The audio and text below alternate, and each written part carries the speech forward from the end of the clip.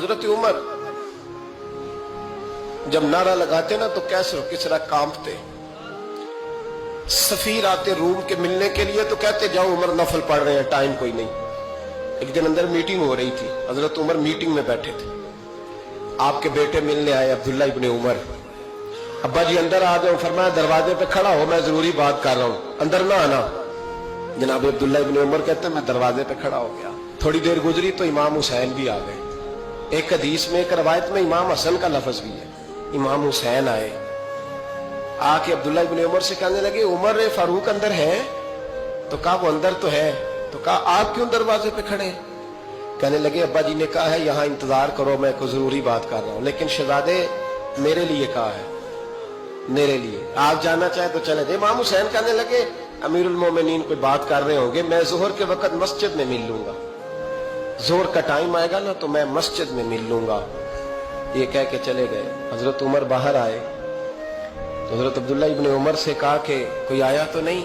अर्ज की हुजूर हुसैन इब्ने अली आए। हुसैन इब्ने अली। तो कहा अंदर क्यों नहीं भेजा? कहा मैंने कहा था बेशक चले जाएं, लेकिन वो कह रहे थे कि मैं जोहर के वक्त मस्जिद में मिल लूंगा। तो सैयदना उमर फारूक फरमाने लगे अब्दुल्ला तुझे तेरी मां रोए, हुसैन को क्यों वापस भेजा?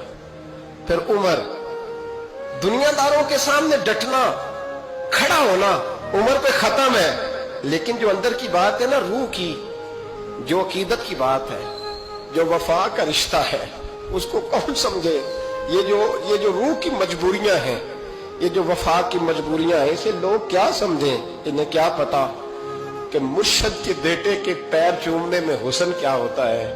इन्हें क्या पता कि जब उस्ताद का बेटा घर में आता है तो दिल करता है मकान बेच के इसे दे दें, इसके बाप की नेकियां बड़ी हैं।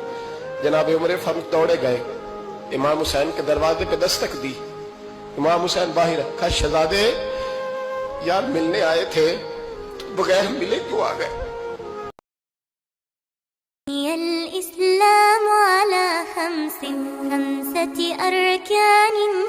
बेटा घर में आता है तो दिल करता है मकान बेच के इसे दे दें, इसके बाप की नेकियां बड़ी हैं। जनाब उमर फारूक दौड़े गए, इमाम हुसैन के दरवाजे पे दस्तक दी। इमाम हुसैन बाहर रखा, शहजादे यार मिलने आए थे, तो बगैर मिले क्यों आ गए? अर्ज की कि आप मसरूफ थे, आपके अपने बेटे भी दरवाजे पे खड़े थे, तो मैं वापस आ गया। इमाम हुसैन कहते उमर जज्बात में आ गए, सर से पगड़ी गिर गई। कहने लगे हुसैन, मेरे बेटे का और हुसैन का क्या मुकाबला?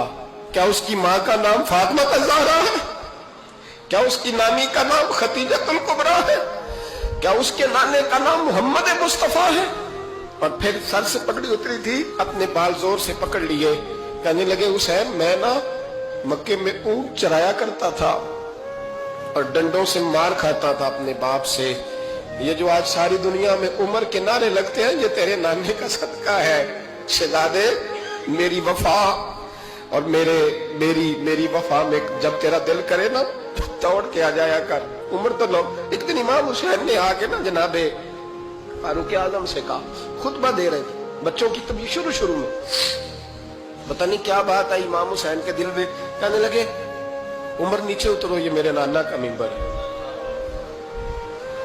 तो हजरत सैयदना उमर, सुनो, कभी मेरा भी बच्चा आ जाए तो मैं कहता हूं इसको पकड़ो यार, बच्चों को तो नहीं ना जुम्मों में मतलब जिक्र किया जाता, उतरना मेरे नाने का मिंबर है। जनाब उमर उतर के नीचे खड़े हो गए। तो कहा जाके अपने नाने के मिंबर पे बैठ। तो हजरत उमर रो पड़े, कहने लगे शहजादे मेरे नाने का मिंबर ही कोई नहीं है ही नहीं, ये मिंबर ये मुसल्ले ये तेरे नाने की शान है, मेरे नाने का कोई मिंबर नहीं, तेरे ही नाने का मिंबर है। थोड़ी देर खड़े रहे तो इमाम हुसैन कहने लगे अच्छा कोई नहीं आपके नाने का मिंबर का नहीं? का चलो फिर मेरे नाने के मिंबर पे बैठ जाओ, चलो खैर है, कोई नहीं आपके नाने का नहीं? तो कहा कोई नहीं, फिर मेरे नाने के। जब हजरत उमर बैठे तो बड़ा शानदार जुमला का फरमाने लगे, मैं मिंबर पर मर्जी से नहीं बैठा था, मुझे अबू बकर ने बिठाया था, और फिर हुसैन के कहने पे मैं उतरा हूं, अब मुझे हुसैन ने बिठाया है। अब किसी की जुर्रत है तो उमर को उतार के दिखाए, अब मैं हुसैन का तेरी नस्ल पाक में। यार कितनी बेशर्मी की बात है, लोग इमाम हुसैन को बागी कहे।